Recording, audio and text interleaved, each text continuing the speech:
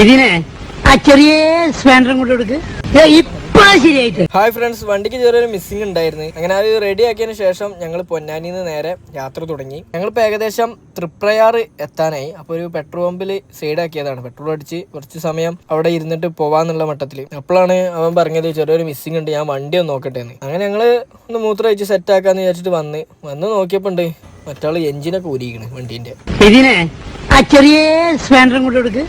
ഇപ്പൊ ശരിയായിട്ട്. എപ്പോഴും ഇങ്ങനെ പറയണമെന്നില്ല, ശരിയാക്കി തന്നാ മതി.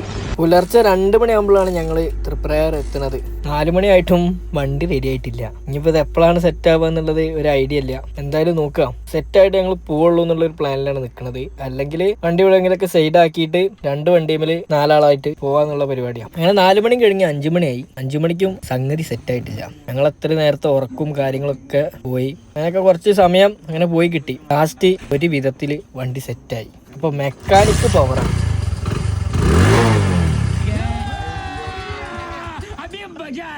അങ്ങനെ സുഹൃത്തുക്കളെ വണ്ടി ഷാർട്ടായി. അങ്ങനെ വണ്ടി ഫുള്ള് ക്ലിയർ ആയി. അതിന്റെ കുറച്ച് സംഗതികളൊക്കെ മാറ്റാണ്ടിരുന്നു, അതൊക്കെ മാറ്റി. എന്തായാലും ഓന് മെക്കാനിക് കാര്യങ്ങളൊക്കെ അറിയുന്നതിനെ കൊണ്ട് കുഴപ്പമില്ല.